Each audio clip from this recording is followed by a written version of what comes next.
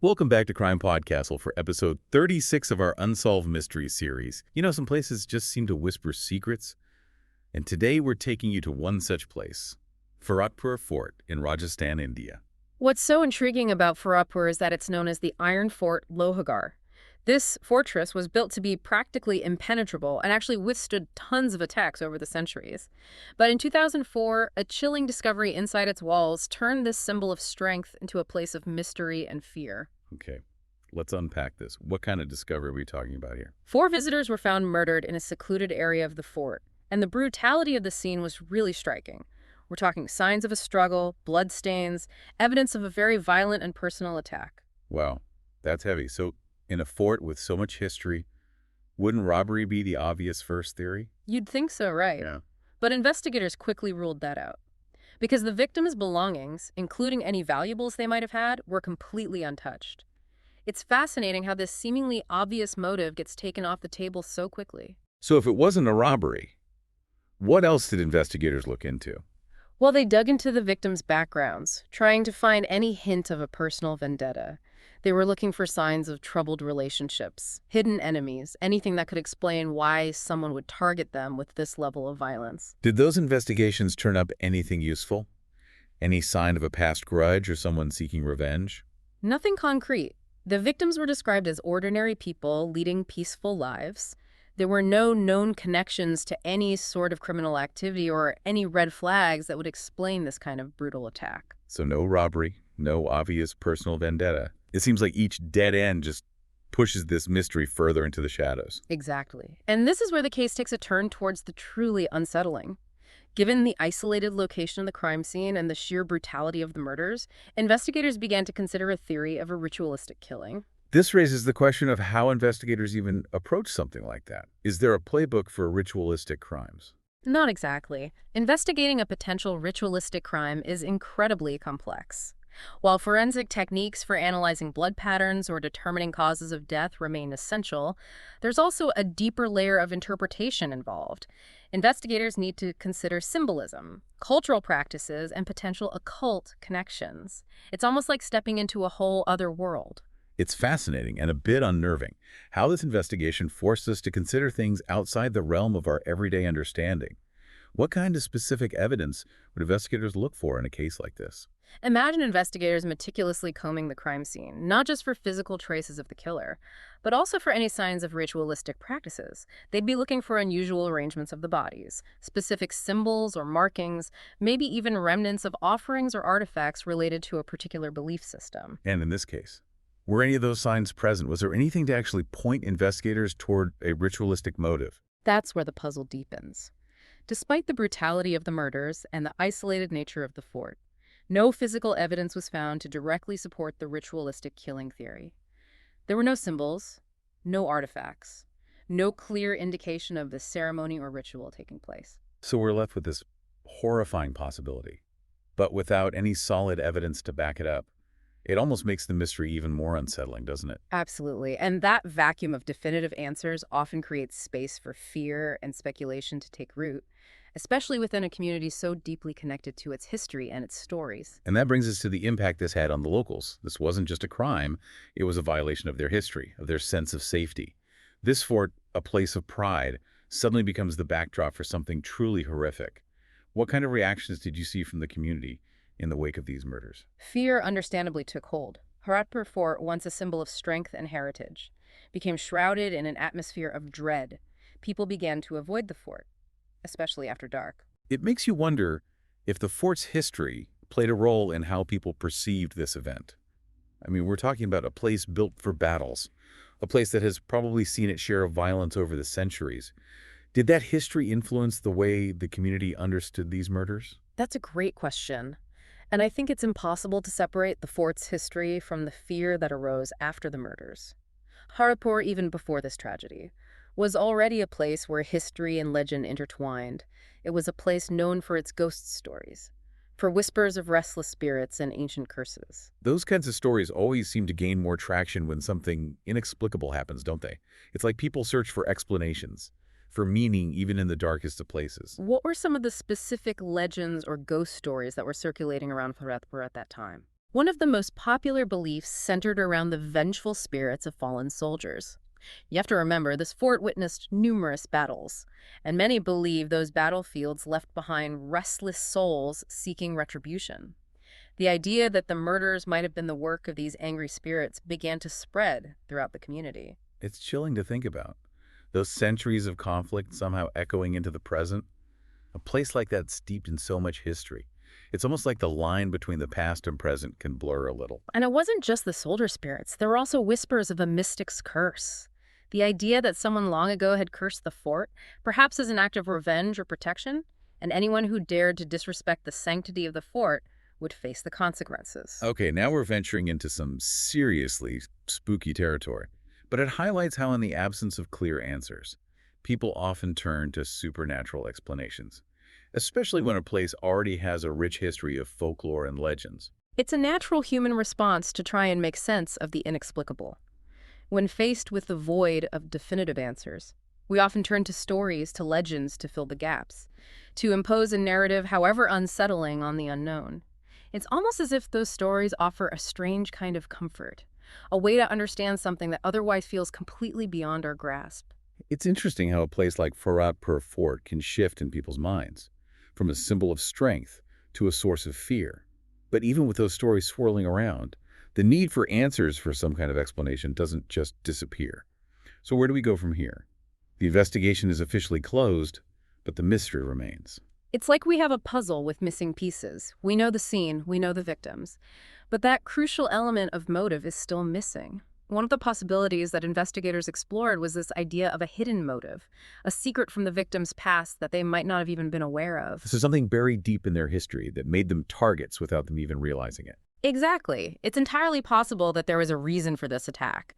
Something hidden in their past, a connection they made that put them in danger.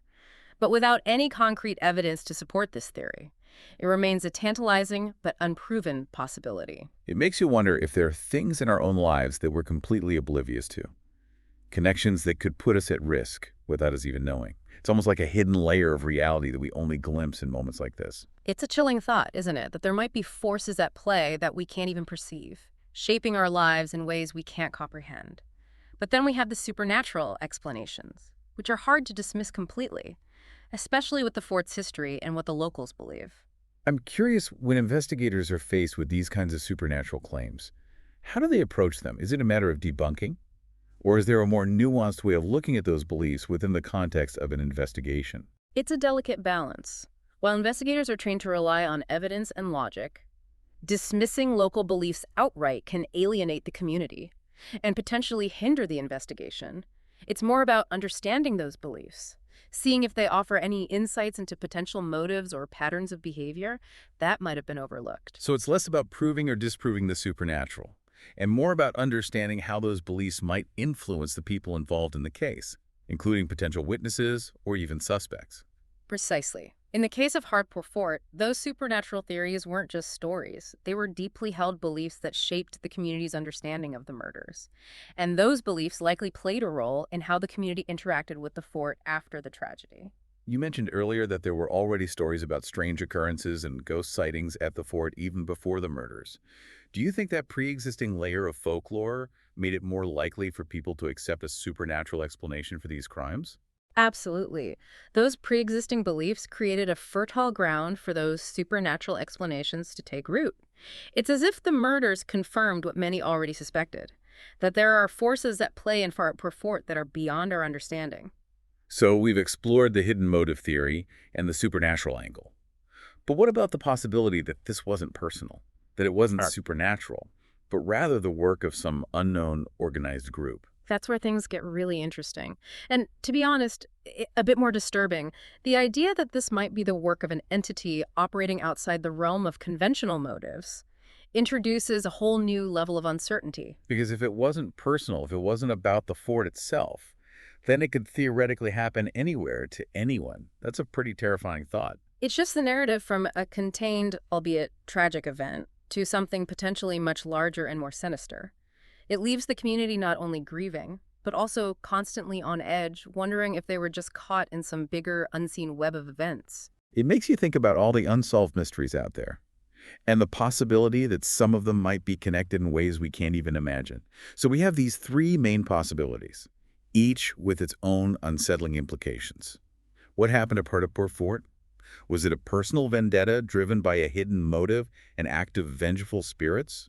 Or something even more sinister and organized? The truth, unfortunately, remains elusive. And that's perhaps the most unsettling aspect of this case.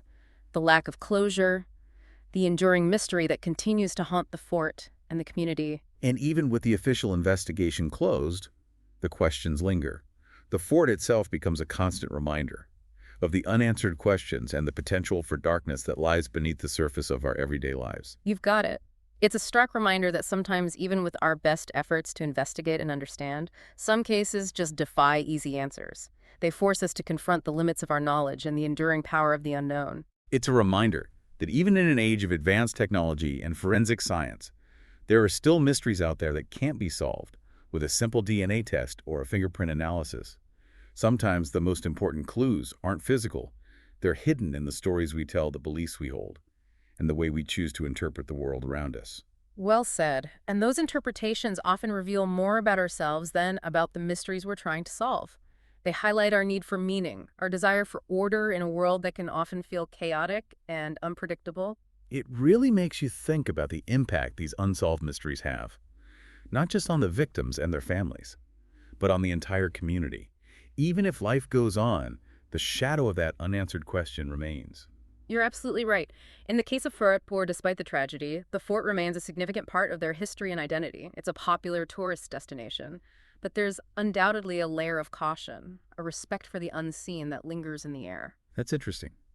You'd think people would shy away from a place associated with such a horrific event, but instead they're drawn to it. It's like there's a fascination with the unknown, a need to confront those places where darkness seems to linger. I think there's something to that. Perhaps it's a reminder of our own vulnerability, of the limits of our understanding. Even with all our advancements, there are still things in this world that we can't fully grasp or explain, and maybe confronting those mysteries, even in a small way, helps us come to terms with that. It's like we're trying to find a balance, to acknowledge the darkness without letting it consume us. Exactly. And that balance is something we see reflected in the way communities respond to these kinds of events. Life goes on, but there's a newfound appreciation for the fragility of life, for the importance of connection and community. Speaking of community, I'm curious how the people of Bharatpur have coped with this event, with the lack of closure and the fear that still surrounds the fort. It's a testament to their resilience. They've found ways to honor the memory of the victims, while also preserving their connection to the fort. It's a delicate balance between remembering the tragedy and celebrating the fort's history and significance. So they haven't let the fear define their relationship with the fort. Not entirely. There's a sense of caution, of course, but they haven't abandoned the fort. They continue to visit, to explore, to share its stories, both the beautiful and the unsettling. It's a reminder that even in the face of tragedy and the unknown, communities find ways to adapt, to heal, and to move forward without forgetting the past. And to continue seeking answers, to keep the memory of the victims alive, and to hold on to the hope that someday, somehow, the truth will be revealed. It's a powerful thought that even in the absence of concrete answers, the search for truth, for understanding, can itself be a form of healing, a way to honor the victims and to find meaning in the face of tragedy. Exactly. And that search can take many forms. It can be through official investigations, through the sharing of stories and memories, or even through quiet reflection and contemplation. Well, this deep dive into the Bharatpur Fort murders has been a fascinating, if chilling, journey. It's a story that raises more questions than it answers. But those unanswered questions are precisely what make this case so captivating. You said it. It's a reminder that the world is full of mysteries. And while we may not always find the answers we seek, the search itself can be a valuable and enriching experience. To all our listeners out there, we encourage you to keep exploring, to keep questioning, and to never lose your sense of wonder. If you enjoyed this episode, be sure to follow and subscribe to CrimePod Castle for more explorations of the world's most intriguing and unsettling unsolved mysteries. Until next time, stay curious, stay vigilant, and keep those castle doors locked.